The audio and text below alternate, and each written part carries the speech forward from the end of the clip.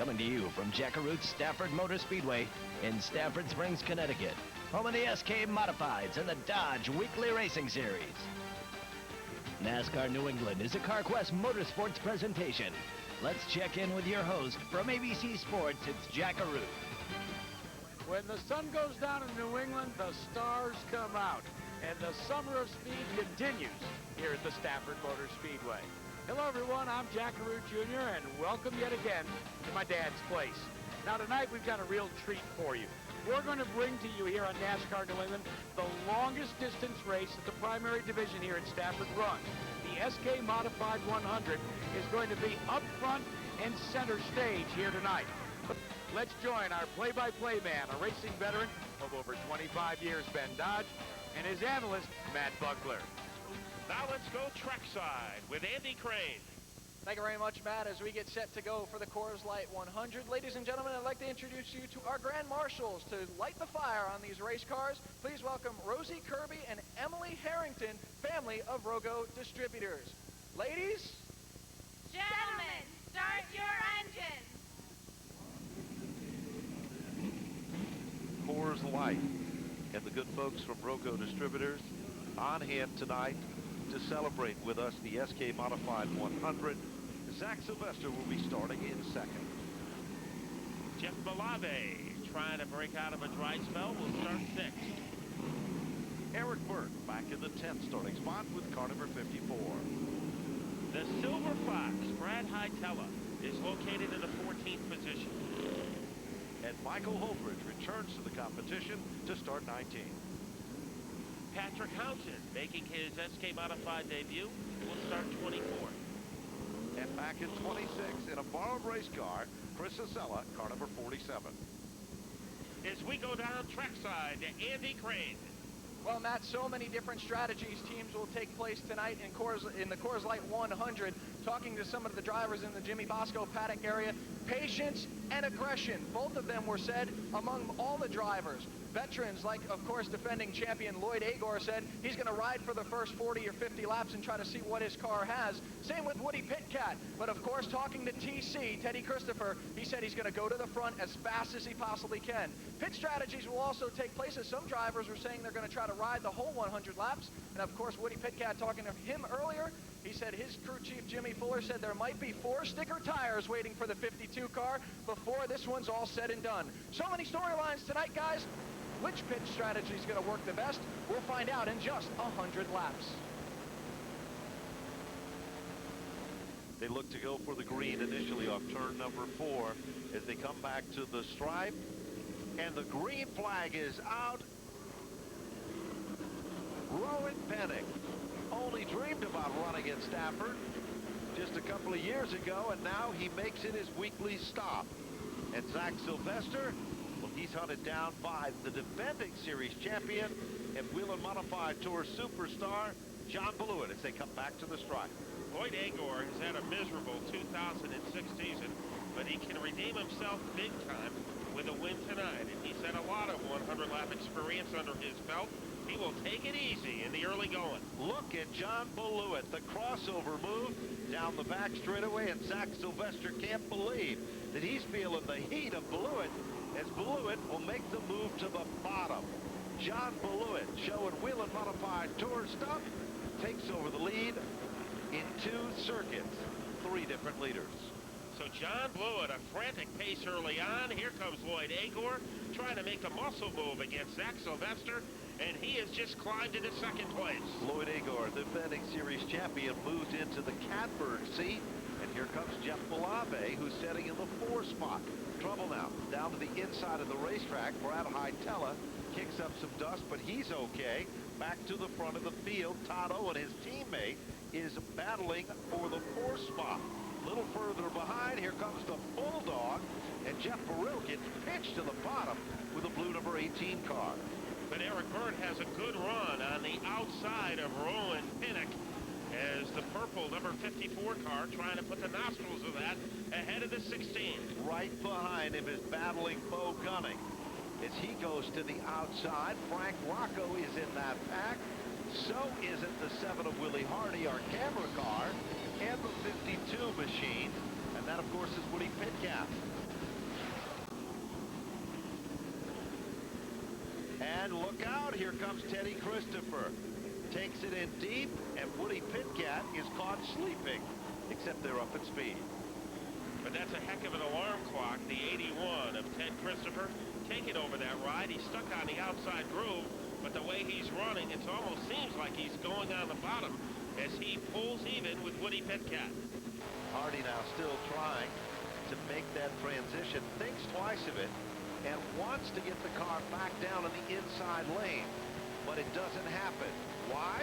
Well, Woody Pitcat is there. He'll make the move, and now look at Jeff Burrell pull out a line directly in front of Pitcat. As he tries to get leverage against Rowan Pinnock in car number 16. So an aggressive move by Jeff Burrell. But still, the leader is John Beluit with 8 laps into the record book. Here comes Todd Owen, goes to the outside of Jeff Malave. Malave takes it in deep, but Owen is a guy running on rails on the top side of the racetrack. Of all the drivers here in this division, nobody runs the outside better than Todd Owen. He's proving it right now, working against Jeff Malave. Another good battle and a good run in outside competition is between the 54 of Eric Byrne and the number 91 of Frank Rocco. Now look a little further back, and Woody Pitcat has went around Jeff Burrell, and there's Willie Hardy to go down underneath Burrell. That's a battle for about the 10th spot currently, as the 81 of Ted Christopher sends back in 12th. Now Zach Sylvester trying to protect his turf as knocking on the door is Malave. The script has stayed the same for the first 11 laps. Blewett is out in front, and in his hip pocket is Lloyd Agor. And here comes Owen, looking for some elbow room on the bottom, and he is going to roar underneath Zach Sylvester and take Bo Gunning with him. Bo Gunning saw the opportunity and made a nice move to try to pick up the spot there. Meanwhile, Rocco is down underneath Sylvester, and the freight train is moving on by. And well, he's almost in the caboose right now as Burt is able to make the power move underneath the 51 car. Pitcat right behind him along with Willie Hardy. So Hardy taking it easy in the first 13 laps. So is Woody Pitcat. Jimmy Fuller, his crew chief, said, don't expect too much of that car early on because it is set up to do its best work the second half of the race. So the fact that Woody Pitcat is really not running fast lap times right now, that's not a cause for concern. 2 cars have literally run away and hid from the opposition at the point. And Lloyd Agor is much stronger tonight than we've seen him in the past several weeks. But for John Beluit, he's in charge of this event, literally trying to run away and hide from the opposition here. But there's still that great battle going on between the 51 car, Zach Sylvester in 8, Woody Pitcat, the 52 is 9, and Willie Hardy is running in the 10th spot. Ted Christopher is off the pace. Car number 81 is off the pace down the back straightaway. Ted Christopher's got some type of mechanical problem here. And something could have gotten disrupted in that car when he made brief contact with Kenny Horton a couple of laps ago. Same script at the front of the field. Here comes Agor trying to make a move. Couldn't quite do it. Beluit was so quick when he took over the lead. And now here comes Agor again. Looks like he has some firepower underneath Blewett. 2 of the very best as Lloyd Agor takes over the lead. The champ is back on top of his game and sets the pace 18 laps in. Now, didn't he tell Andy Crane he was just going to ride around for the first half of the race? But he had a chance to get the lead, and now he wants to ride around in first place. Ted Christopher on pit road. So the comeback party for Ted Christopher lasts for 19 laps. Now let's go down to Andy Crane. His contact out on the racetrack locked up the right front brake caliper. You can see a cherry glow red start to develop, and it actually knocked the kingpin off of the right front. Tough break for the Pisa-owned team. Ted Christopher, with his return here to Stafford Motor Speedway, ends only 19 laps as a broken right front spindle will put TC, the first car, out of the race. Well, the leader has changed once once again, and it is John Blewett back on top of his game as he literally went back around Lloyd Agor to take over the lead. Setting in the third spot, still Jeff Malave with car number 3. Fourth is Todd Owen, and fifth is Bo Gunning. Sixth is Frank Rocco. Seventh is Eric Byrne. Eighth is Zach Sylvester. Ninth is Woody Pitcat, and 10th, our camera car for Willie Hardy.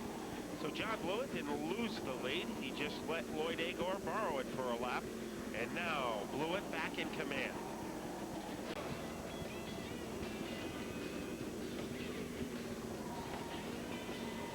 Lloyd Agor back down to the bottom. What a great move.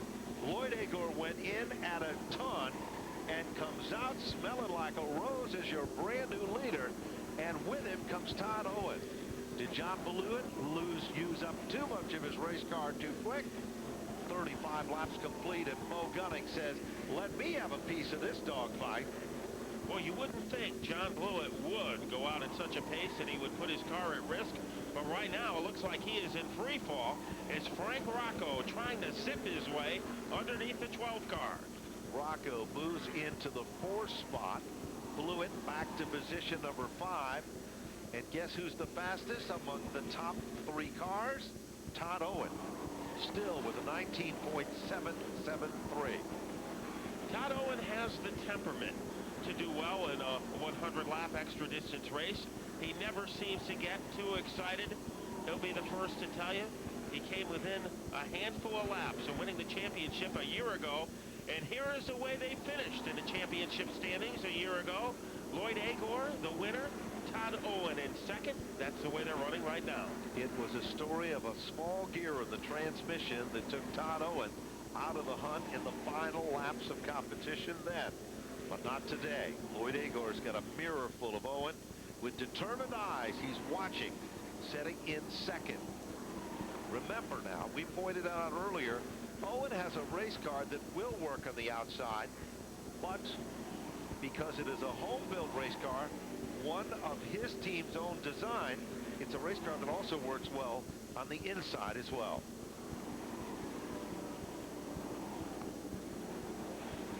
A lot of action. Here's Bo Gunning to move into second place as Gunning is on the move as we go to Andy Crane. Thanks a lot, Matt. Talking up and down pit road of how race cars are. Teams are really just logging laps right now. For John Blewett the third, Mark Triver's making the call, just telling him to run his race, run his line. But they let the 90 car, Todd Owen, know that the money lap is coming up. Of course, Bo Gunning just made a move around him. But Todd Owen knows what lap it is as he wants to try to get that $100 bonus that owners Brad and Linda Hytala put up. The $100 lap number 50. They want to keep it in-house with Todd Owen. But he is going to have to gain a lot of ground in order to get that. Is a smooth run for Lloyd Agor. This is NASCAR New England.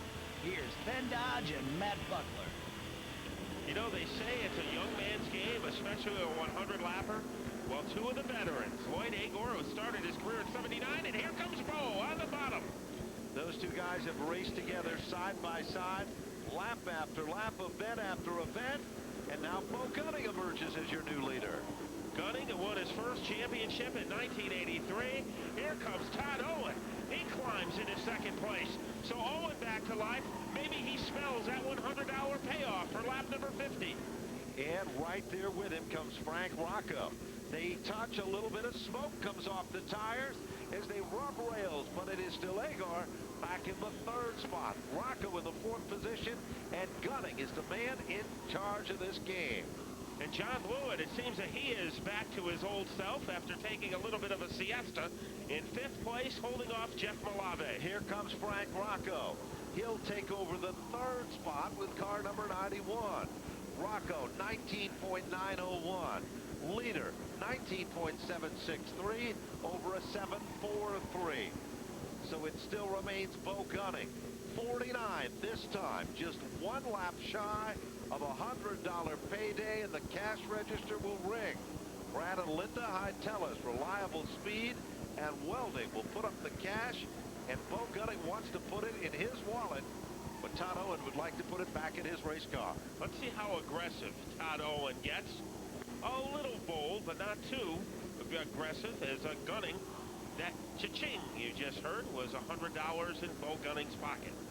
Jeff Burrell, one of the more consistent drivers in the SK Modified divisions. It's kind of interesting what's happening here.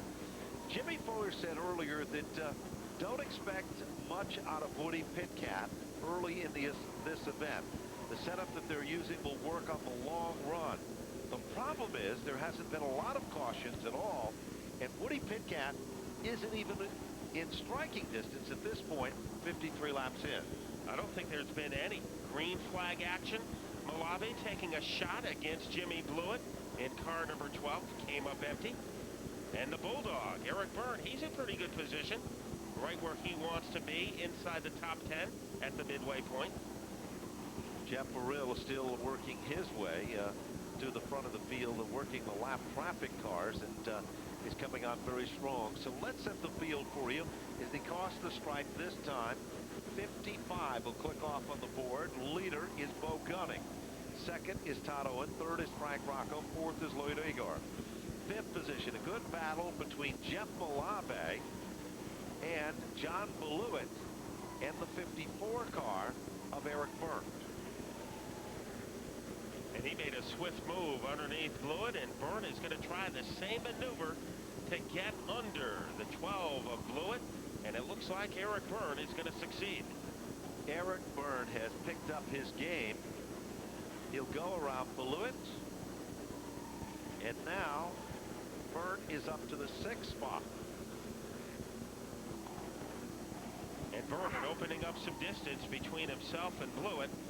Eric Byrne, two-time winner of the SK 100, but in those races, one race he took the lead on lap 15, the other on lap number 50. So he's a little far behind the pace that he used to win. So for an update on our leader, Bo Gunning, let's go to Andy Crane. Well, Matt, right now, talking to the crew of Bo Gunning, I asked him, did he hold anything back coming up to the front? And they said, no, Bo doesn't know how to hold anything back. That's why he went right to the front. A regular 40-lap race. That's about when Bo Gunning took the lead just after lap 40. As now trouble out on the racetrack. Kenny Horton spins. Let's go back up topside.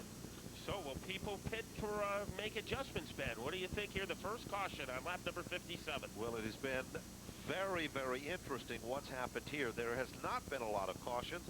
I think a lot of the teams anticipated there would be. We are 7 laps past the halfway point when $100 was on the line, and the Reliable Welding and Speed money went to Bo Gunning there. For some of these teams, they're pulling back out of line. Now, is this the old sight game, or is this the real deal? Heading down on pit road. Horton, the number 19 was the car that brought off the caution. You would anticipate him to come down pit road. But would you think that Lloyd Agar would do it? Yes. Well, John Ballewett's been backing up. I think he would come down pit road. And knowing Woody Pitkat and his crew chief, they're going to make the tire change. Yes. As Andy Crane said, they had 4 sticker tires waiting for that 52 just in case. Let's see what happens. Down on pit road, the 22 leads the parade. Blewett, second car in, and there's Woody Pitkat's crew. First car up on a jack is the Pitkat number 52. Let's go to Andy Crane. Woody Pitkat down on pit road right now. Here's the strategy that crew chief Jimmy Fuller was talking about, putting 2 sticker tires out on the race car. They said if they needed to, they'd put 4 tires, but at least both rear tires are going to be changed on the TSI Harley-Davidson car. Coming also down pit road was the 22 of Lloyd Agar. Talking to crew chief Chuck Magadan, he said if they needed to make an adjustment to win the race, they'd pull him down pit road. Lloyd Agar would come down pit road no matter what position he was in. Lloyd wasn't particularly happy with the race car, so they came in, they made a quick adjustment, and got Lloyd Agar back out on the racetrack. Is NASCAR New England. Here's Ben Dodge and Matt Buckler. So the field's paired off. We're about ready to go to green. Bo Gunning is your leader with car number 84. Todd Owen is second, the number 90. Row number 2, it is Frank Rocco and Jeff Malave. Those guys have hung around the top 5 for the last several circuits, but who will maintain and hold on for the victory? 57 and counting. We're back to green. And Gunning gets a good jump on the restart, trying to hang with him. Frank Rocco in car number 91. buzzsaws his way underneath Todd Owen. They are side by side and wheel to wheel. Rocco with a slight advantage into the turn. Remember, Owen's car works so well in the outside lane, but Rocco has the position. He's up to second.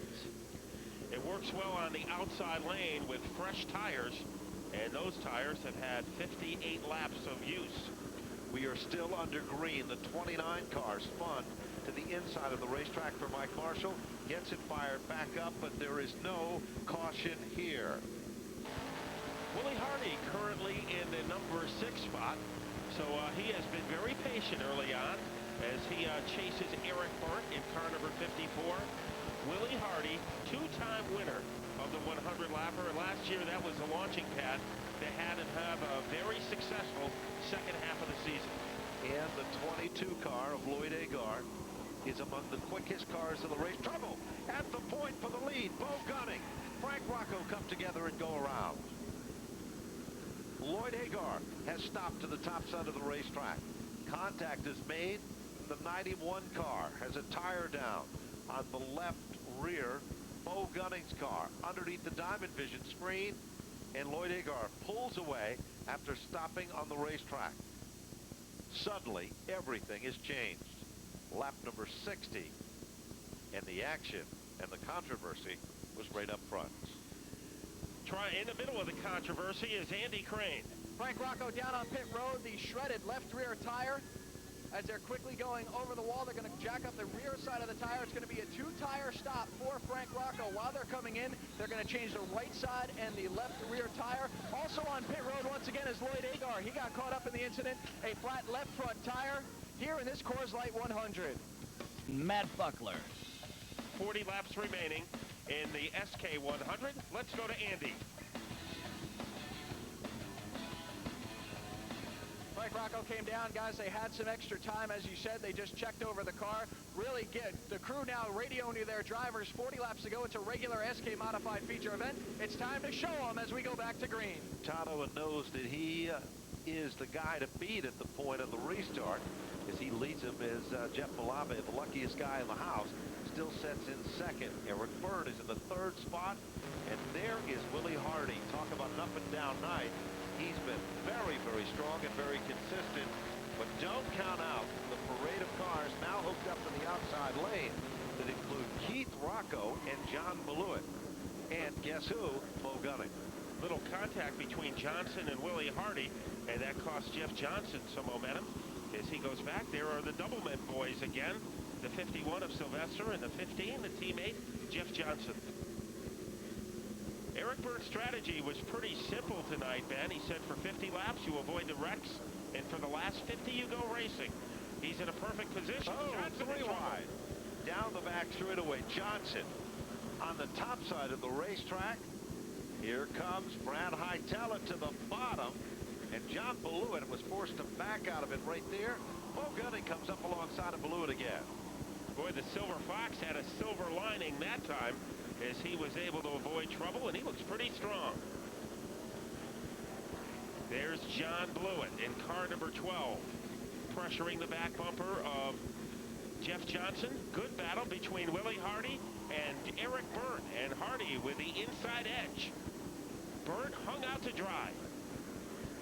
Byrne manages to hold on to the 4th spot. Sylvester's back up on the top 5, and Jeff Malave is really working over Todd Owen.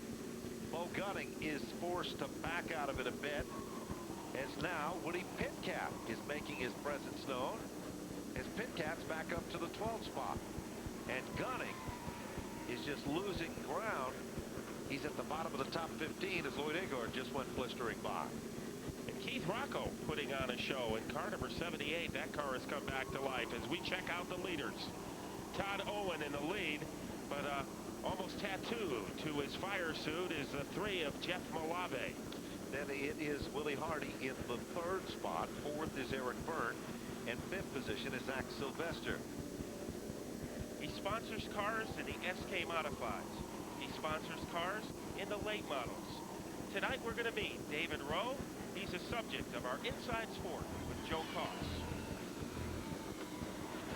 And this week's Look Inside Sport, we are going to take a look at one of the gentlemen behind the scenes here at Stafford Motor Speedway. He's not a driver, but he has just as much importance. His name is Dave Rowe, and he sponsors 5 race cars here at Stafford Motor Speedway. 2 of them are SK Modifieds, 2 late models, and 1 SK Light. Yeah, I worked my way into it. Little by little, I wanted to sponsor some other divisions instead of just the SK. There was a late model, and then they started the new limited late. I see Mike Bennett, he had a lot of potential, so I didn't buy him a car, I just helped sponsor him. So he wanted to go into the late model, but needed some financial, so I bought him a car, and we got him in there. Well, as a teenager, first of all, I was always involved with cars, more under the hood than behind the wheel. I was a gearhead, grease monkey, whatever you want to call it. Tore cars apart, put them back together, couldn't afford to take them to a garage. My best parts store was the local junkyard. But I was always loved racing cars. Again, my whole dream, I guess I may be trying to make my dream come true, which I never had a chance. And I'm trying to help a lot of young fellas have their dream come true. If I had enough money, I'd help everybody here. I'm proud of my gang. We created not only many teams, but a one-family organization. We call it the Davidson Racing Family. It's really great to have someone like Dave Rowe here at the Stafford Motor Speedway. He's a gentleman who supports the up-and-coming driver and gives those drivers and teams an opportunity to race each and every Friday night here at the Speedway. At the same point in time, as much as this man looks towards the future, he doesn't forget about the past. I've been coming to this racetrack for 14 years now, and it's only been the last couple of years that I got to know Jack Arute Sr., and I really miss him, sincerely. Jack and I got to know each other. He would purposely come down into the pits here with his car just to see me, because we had a lot of things in common, being close to the same age. We would chit-chat about the old days and this and that. We both are family people. He thinks a tremendous amount about his family, and I do too. So I think his boys and his daughter-in-law are doing a super job. I think they're bringing the racetrack another level. It's a great place to race. I do miss Jack Sr. That's my story of racing. Todd Owen, still your leader. Jeff Malave still in second. And our camera car, Willie Hardy in the 3rd spot. And Zach Sylvester and Eric Burt got a great battle going on for 4th and 5th. Kenny Horton getting underneath Brad Hightower. That is a battle for 10th place, so the Cannonball is in the top 10 with 27 laps to go. And look a little further back behind them, and Lloyd Agor and Bo Gunning are still duking it out as they continue. Fastest car by a 10th is Willie Hardy in a good battle. Eric Burt in the 54. Right behind him is Zach Sylvester. Here comes Sylvester. He has room down low. Sylvester makes the move to the inside of Burt, trying to pull it off. Was almost there, but this isn't a game of horseshoes. This is flat-out racing. Eric Burt in 4th place, but the challenger, Zach Sylvester, taking another shot. Sylvester goes back to challenge there, back up to the point, and the leader is still Todd Owen, but for how long? Caution flag is out. Gunning against the wall with Hightower. Todd Owen in the lead, the 3 of Jeff Malave. So it is Todd Owen out in front on lap number 76. 24 laps to go. Jeff Malave in 2nd. Willie Hardy in 3rd. Eric Burt in 4th as we are ready to turn him loose. Off turn number 4, Todd Owen steps on the gas, shifts those gears, and Owen is still in command. Willie Hardy is playing for keeps in this one.